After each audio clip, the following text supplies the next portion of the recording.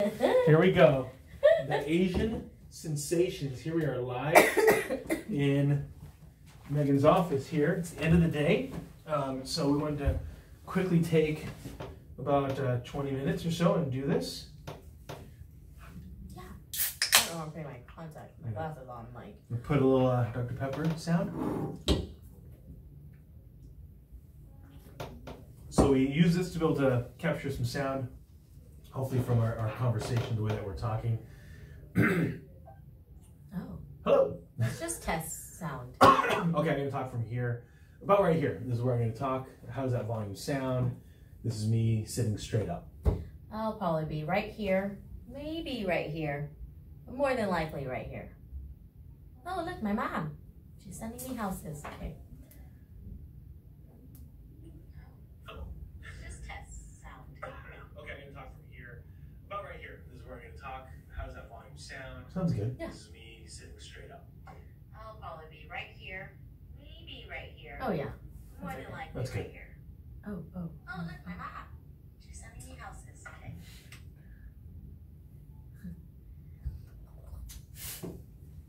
Oh, so then you're Megan. This is the Asian Sensations podcast.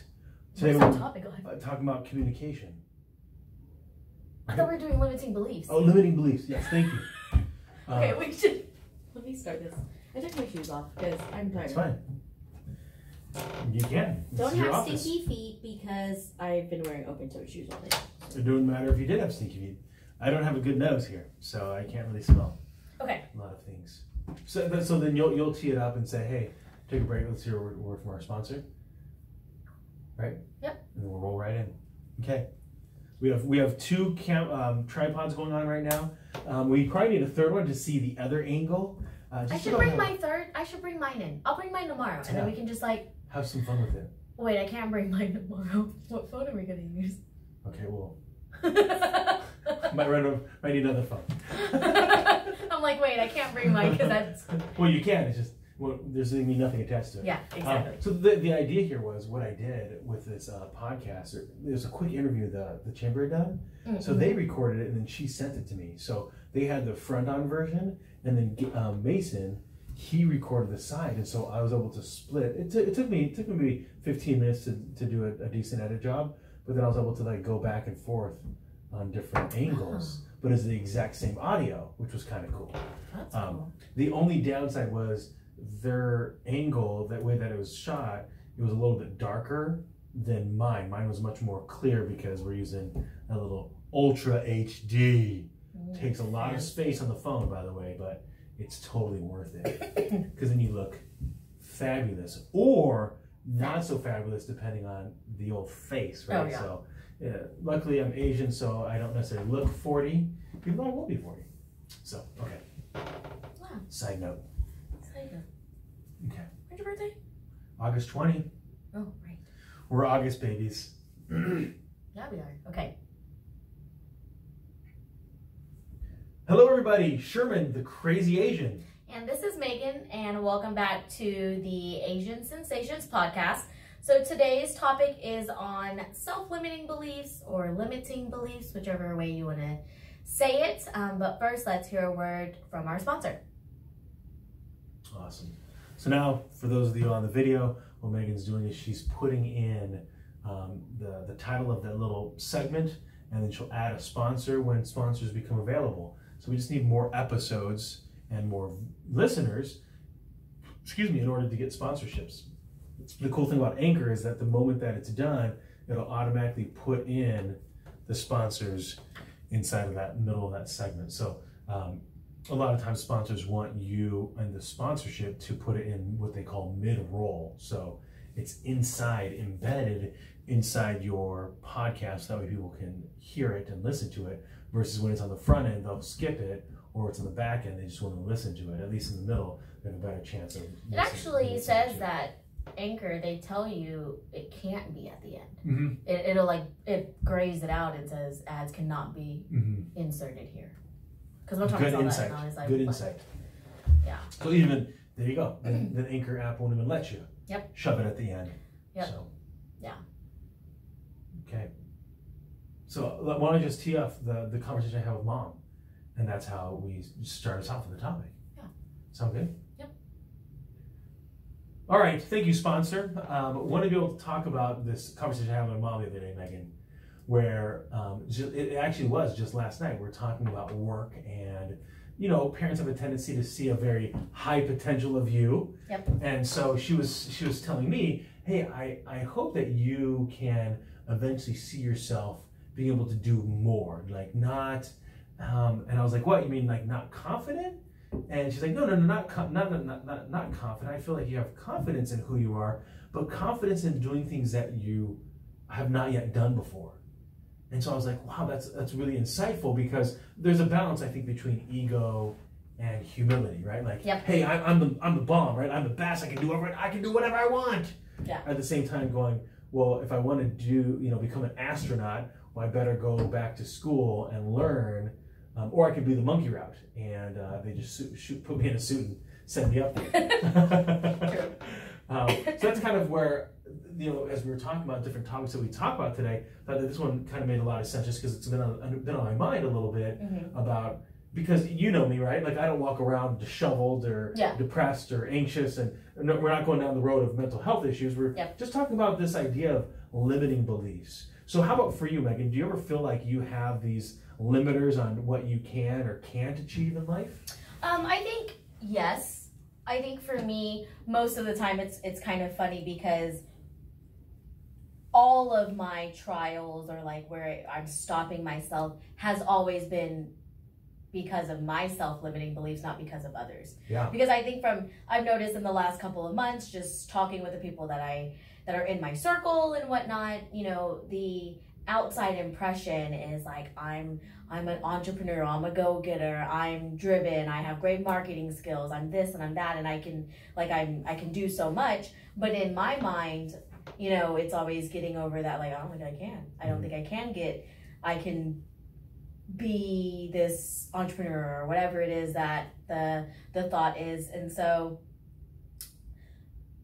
really, I think it's an internal battle. And I don't know if ever, I mean, I know that there's a lot of talks out there, a lot of motivational coaches, in a sense, that teach you how to get over these self-limiting beliefs. But I think getting over self-limiting beliefs will always be an internal, or like be an everyday struggle regardless. Like, you always have to mentally tell yourself how to do that. It's not just one day that you're going to wake up necessarily and just suddenly you have no self-limiting beliefs. But I think it is something that needs to be worked on every day, and it can be worked through. You just have to consciously do it. Right. And it's interesting that you mentioned that, because I know the other day you had said, you and I, we're not entrepreneur, like we don't run our own thing. But then, like, literally later on that day, you talked to me about doing some consulting work. Yeah. And so I think sometimes you and I already think about certain things, let's say entrepreneurism, where we're like, okay, well, we don't run the office here. Yep. But yet you do have your side hustle, and so do I. Our effort on that depends on what we want to do. That's the beauty of the side hustle, right? Yep. The other thing, though, is that just because we might be entrepreneurial, like, in tendency, doesn't mean that we have to go sell everything and go all in on the lemonade stand. Yep. Like, it's okay to kind of dabble into it here or there and allow it to just grow, because we have that kind of freedom and flexibility. Yeah. So really, it was just changing kind of that mindset of why we might feel ourselves not being entrepreneurial. And again, this is just an example of a title or something. It doesn't, for someone else, it could be like being thin. Yep. Right? Oh, my genes, mom and dad, they're overweight, or I've always struggled with my weight. Yep. It's how we view it for ourselves. That's kind of like, so earlier today we had an interview with someone that's in the same industry that both you and I are in, and we were talking about, is our company a great fit for them? But something that he had said was, I'm not a salesman. I'm not a good salesman. I just am presenting you with facts, and hopefully you like the facts that I'm giving. But that's essentially sales. But that's, in his mind, is his self-limiting belief is, I don't want to be I'm not a good salesman because I don't want to be viewed that way. I don't want to be pushy. I don't want to be seen as like that sleazy sales guy. And that's what I think is a lot of what that's what a self-limiting belief is your viewpoint on things. Because I can sit here and I can tell you, Sherman, I'm not entrepreneurial. I'm not going to start up a startup company tomorrow. But in the same breath, I'm like, hey, what if I did this? You know, and I think, but the way I spin it in my mind is like, I'm not entrepreneurial, but I'm like opportunity and money driven. Like I'm always thinking of another stream of revenue. You know, if we talk about like investing in a rental property and whatever, and that's still entrepreneurial. It's just, I think in my mind, where my self-limiting belief comes in is like, I get so scared of like, what if it doesn't work? You know, so I don't want to say like, oh, I'm entrepreneurial, and then, you know, I'm just, all my projects are failing. Right. So it's interesting you bring that up, because I think self-limiting beliefs, sometimes it's taught to us. Like very common, especially culturally, right? A lot of Asians, they came here, they, you know, mom and dad, grandma and grandpa, and they worked and hustled and they, you know, did whatever they could. And then for their children, they said, okay, college, this seems to be the right way to be able to get ourselves out, lots of education. And so it's very common in Asian culture in the United States to be doctors, to be attorneys, to be accountants, right? Engineers. So that was very steady. Get a good education, get a good job, and it's security. And so the limiting beliefs then is you decide to tell mom and dad, hey, I'm going to go all in on doing rental properties. I left my cushy job, I left my benefits, and then them going to you. Oh no, like because in their mind they've taught you these limiting beliefs, and for you looked at that for years, let's say working in a corporate arena, and then finally you're just like, no, it's that limiting belief only exists if I want it to. Yeah, because I think that's like just in all, you know, because again, we're speaking of Asian culture because we are both Asian, but again, we're not trying to like target that audience, but I think that's just in general, right? Yes. You know, where it's like, we'll be out and we're talking with college students, and it's like, oh, I'm going, or just within myself, right? It's like, oh yeah, like I'm not going to go down this path of HR, or I'm not going to go down this path of teaching or whatever it is, because it's not profitable. And that's where the self-limiting belief is because you could be in these roles and be very profitable. I don't know about teaching, but you could, you know, like you could like then become like a well-renowned, you know, professor or something. Yes, absolutely. You know, you could become suddenly, I don't know, Einstein. So, I think you're right, that some of it is embedded in us through our upbringing, and is thrust upon us by our parents or our environment. Where a lot of people, I think, coming, like for me personally, I come from a really small town. So I was born and raised in a small town in Texas, like an hour and a half south of Sugar Land, Texas. And there's a lot of self-limiting beliefs, right? You can't, you know, like you just see it within the people that are there, right? The people that you went to school with that never left, that's their self-limiting belief. Before it used to be, I can't drive in a city. And that used to be my thought. Like, going to Houston freaked me out. You know, and now I'm like, I am a true Houston driver. I am defensive and offensive at the same time. But, you know, that's kind of like the self-limiting belief, right? Is like, I'm from a small town. I'm never going to make it in a big city. I'm never going to be able to branch out and, you know, be able to make all this money. Like, I'm just going to go and I'm going to work at the plant, the power plant, or I'm just going to be a homemaker or whatever it is. And that's their self-limiting beliefs. Like, I'm only going to be able to take advantage of the opportunities in this small town. And I think that's one way of like self-limiting beliefs in terms of like your environment. But I think a lot of self-limiting beliefs come from just circumstances you have in life. So a lot of times then it could be just my own fears of, you mentioned failure, like going after something and, oh my gosh, what if it doesn't work out? That's okay. That's I think sometimes if we can think about going down that path of, hey, I'm going to work at this entrepreneurial gig. Let's just not even go there. Let's just go down the idea that I'm going to start exercising. And I want to lose weight. There's really good odds, unless something dramatically happens differently in my nutrition, if I do everything just the same, except now I add in a 30-minute walk every single day, over time, at some point, I will start losing weight. Yeah. No matter what, just because I've increased exercise, activity. And so, but the problem is for whatever reason, based on my previous experiences, maybe I've done that before, and it didn't work as quickly as I wanted it to. Yep. So I wanted maybe a more overnight result. Then I'm now, this fear has crept in, this limiting belief that, you know what, exercise really isn't for me. It doesn't help my body. Yeah. Yeah. But it's not based on truth. It's based on my false truth, right? Mm-hmm. My perspective is wrong. I think the world's flat, and it really is round. Yeah. And I think that's the biggest thing, that when you understand what limiting beliefs are, mm-hmm. the easiest way for it to be translated is limiting beliefs are just your perspective. Mm-hmm. And that's what it is. Like, your own limiting beliefs are due to your perspective to the outside world. I can sit here and say, I'm never going to, like, say, for example, I was somebody that, you know, if we take exercise, or we take starting a new career or a new endeavor or anything that would cause some sort of doubt or whatever, typically the reason why is like, well, I could never do that. I am never going to be that great. I'm never going to be a great basketball player. I'm never going to be this and this and that because of I'm too short, I'm too small, I'm Asian, I'm this, I'm that, I don't have the smarts. But then we look at the people that are great, right? We look at the people that are like the Bill Gates or the Steve Jobs or, you know, the Michael Jordans of the world, or LeBron James, if you think that he's, you know, better than Michael Jordan, whatever it is.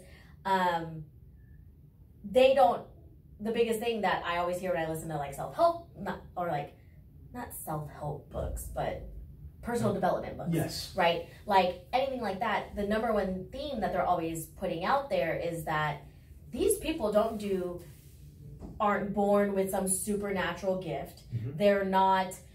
They don't have more time in the day than you do. They might have, you know, and most of these people don't come from money. Right. You know, so, but the difference is that they don't have those self-limiting beliefs. Their perspective to the outside world is, I can do this, and I am going to make, you know, I am going to become a billionaire, or I am going to be the best basketball player to ever exist, mm-hmm. or I am going to be the fittest person in the world. And that's what gets them going, and that's what helps them achieve their goal, is that they're putting in the work. Mm-hmm. And it's that's what separates them, right? Because mm-hmm. I think there's a lot of people are gifted in talent, mm-hmm. but when you match hard work with talent, then you have miracles that happen in people's lives. Yep. And so one of the things that, as I look at this, that you kind of mentioned the fear of failure, I think one of my limiting beliefs for myself personally, as I think about some of my aspirations, is that I almost have a fear of it happening, like putting in the work. Because so like, let's say, for example, I want to hit certain goals at work. Yep. I got to make a lot of dials. I got to make a lot of connections. I got to make a lot of emails. I have to be very deliberate with my time, mm-hmm. and then that becomes work. Like there's a little bit of, you know, fear of rejection as you're reaching out to people. There's a fear of well, at some point you have to accept this is who I am, right? And mm-hmm. so that's kind of where I feel like sometimes my limiting belief is in that. Or I don't want to come across as too egotistical, too cocky, where I don't have the success of plaques on the wall. Mm-hmm. You know what I mean? So who am I to talk? Who am I to kind of say that I can challenge the status quo? Yeah. And that's kind of what I said earlier when we were coming back from lunch, mm-hmm. when we had talked about, you know, kind of like what we've thought about in terms of like aspirations, things like that. And I had said something about, you know, like, you know, what if we did decide to do consulting, what would that be? What would be the topic, I guess, mm-hmm. or like the focus area that we would be consulting on? Yeah. And, you know, we had talked about recruiting, and I had said, well, we need results. Mm-hmm. I think we need better results before we can go out there and say it. But that kind of goes back into that, like, that saying of, if you sit around and you wait for the right time, there's never going to be a right time. True. You know, and I think that's where, if you look at all the successful people in the world, it's not like they sat around and waited for a specific moment in time to do something. They just did it. Mm-hmm. Mm-hmm. And yes, they did fail. A lot of people failed, and that's their success story, is that, yeah, I failed, and, you know, Amazon was started out of a garage. Yes, correct. And look where they're at now. Yeah. A little bit bigger than a garage, it seems like. A little bit bigger. Since one of their campuses, I think, is like $1 billion. Yeah, exactly. And they're worldwide. So it's interesting just because I think, like we see this. So you bring up like LeBron James or Stephen Curry. Their coaches are asking them to run certain plays or to do certain things that the coach can't do anymore, right? So like Steve Kerr, obviously he's got some rings from the Bulls, but he no longer plays at that level. He no longer plays at that. Yeah, he was phenomenal. Did he really?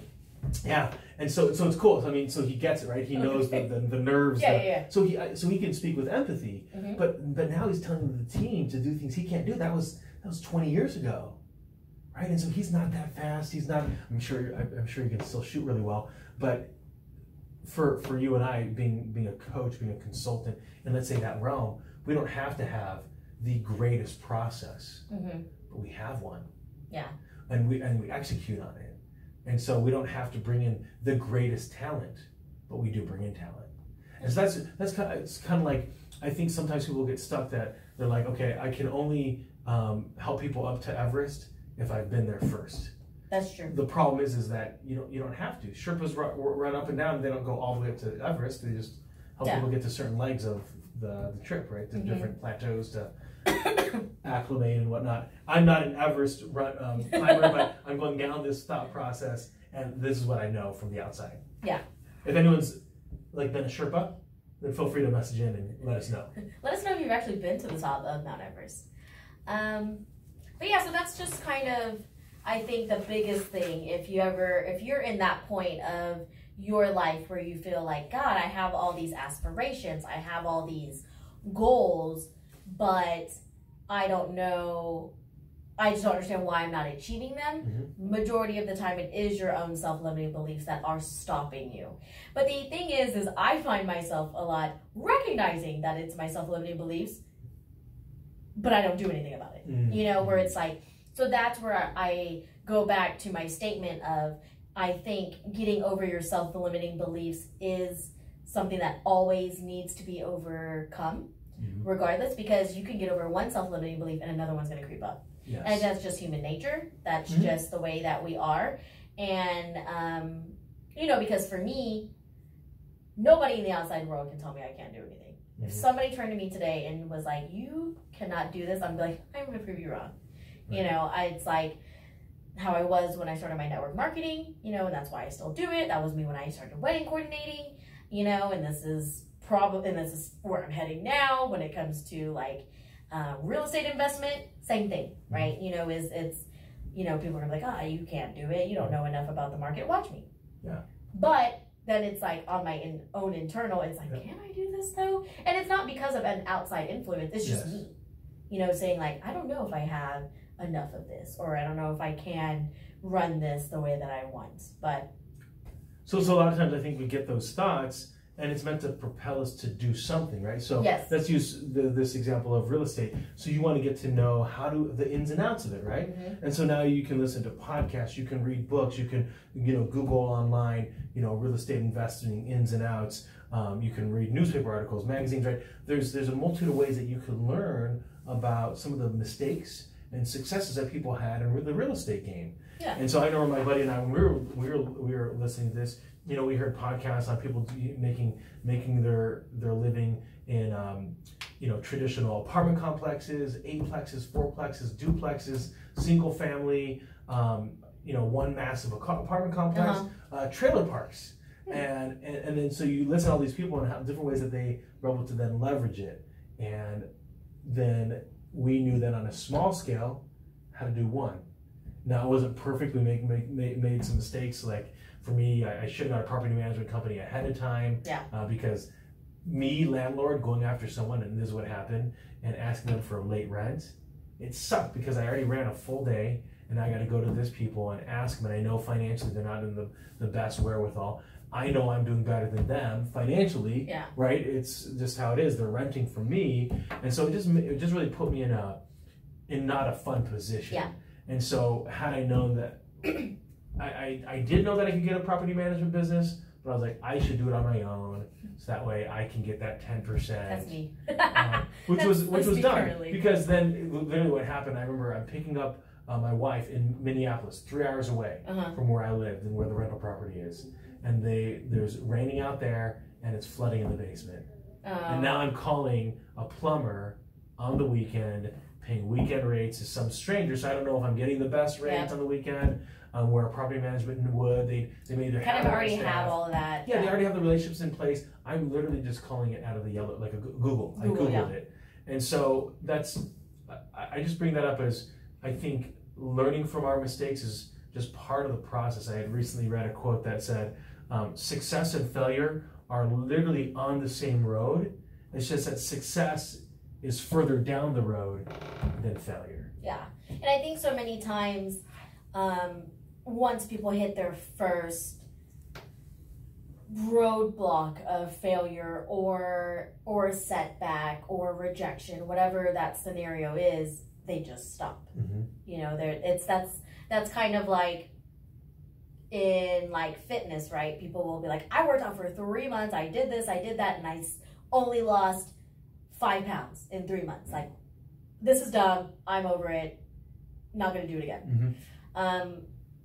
I'm that person. But you know, that's just applies to everything in life. You just have to be able to get through that hurdle and know that, you know, this is again the universe, God, whoever it is that you know, whether you're religious or spiritual, whatever it may be, it's just that testing, right? You know, I think nobody was handed success on a silver platter. Well, they got money, but it was money. Success. Correct. Right? Correct. But like true success, you know, no, like I don't think anybody, if you were to interview any single person that is deemed as a successful person, will sit there and tell you that it was easy. Yeah.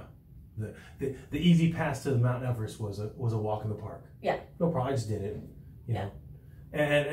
And so I think for me, as I think about like my limiting beliefs, going back to like my conversation with my mom, is yes, being confident, having self-esteem, and understanding that going after something that I don't know the outcome to, going after something that is very ambitious that I've never done before, is exactly the way that it should feel. It should feel like maybe I won't make it because I've never done it before. It'd be the same thing, I think, for if we were a small child, you know, learning to walk or learning to run.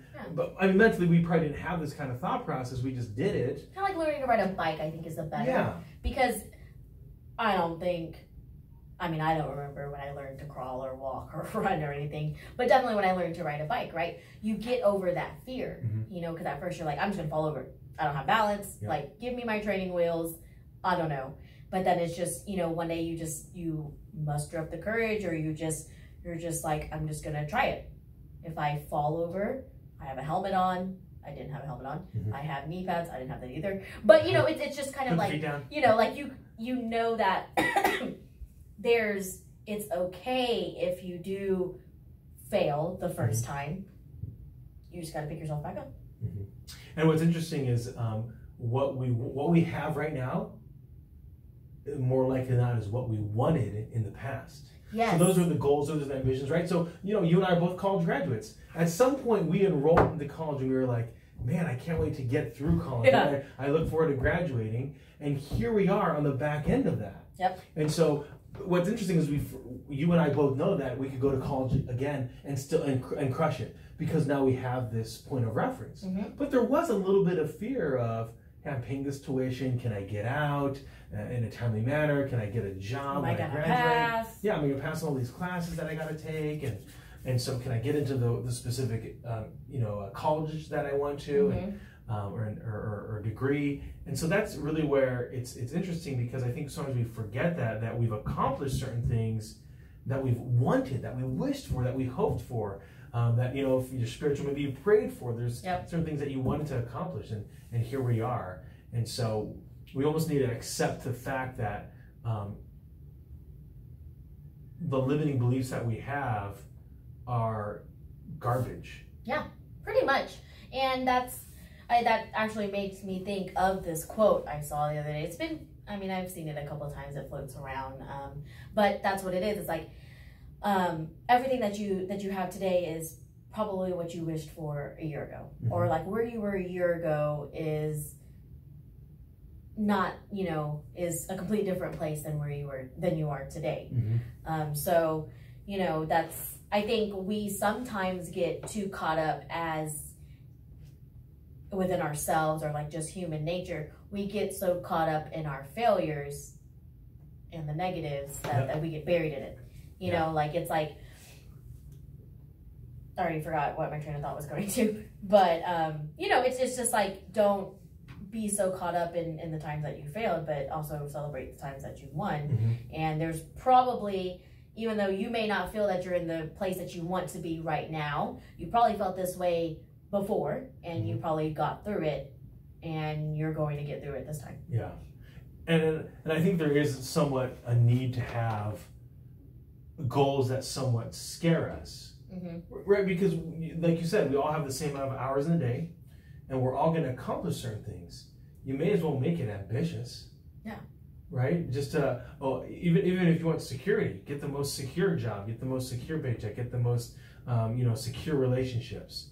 Mm-hmm. But that doesn't mean just because you want it, it's going to come with ease. Yeah. Right? I think sometimes people talk about how in relationships, it's a difference between the hard work to get a one-night stand versus the hard work of 35 years of devoted relationship, faithfulness to one person. Yeah. It's a much different relationship. Yeah. And much different effort. Yeah. And, you know, I think the whole point of our topic today is, I think the way that we are confident. We aren't shy, and I think from a non-egotistical way, I think a lot of people look up to us or admire us. Mm-hmm. But it's facing the reality of, like, everybody has self-limiting beliefs, so don't think that you're the only person out there that's Mm-hmm. Thinking that you're not good enough or you're not worthy or whatever. But it's all about how you handle it and how you get through it. Some days you'll recognize the self-limiting belief and do nothing about it, like I do sometimes. Mm-hmm. Or some days you notice and recognize the self-limiting belief, you get over it, and then you accomplish your goal. Yeah. So we'd love to hear from you at asiansensationspodcast@gmail.com. Send us any of your limiting beliefs. And maybe for those of you that felt like you conquered some of those limiting beliefs, feel free to share with us. Maybe how'd you do it? Did you end up seeing a therapist? Did you have to work through things? Did you have to kind of meditate? Or when you acknowledge your limiting beliefs, did you decide to then kind of take action in the opposite direction? So if you're afraid of a serious relationship, you said, hey, I'm going to get into a serious relationship and work out this relationship thing. If you thought that a limiting belief was having a healthy diet, you never could have a healthy relationship, let's say, with food, just based on maybe your past, did you decide to go see a nutritionist? Did you decide to join Jenny Craig? Or what were some of the things that you did to be able to overcome some of those limiting beliefs? Megan and I would love to hear your stories and share them with the community. I think a lot of us at different stages of our lives are going to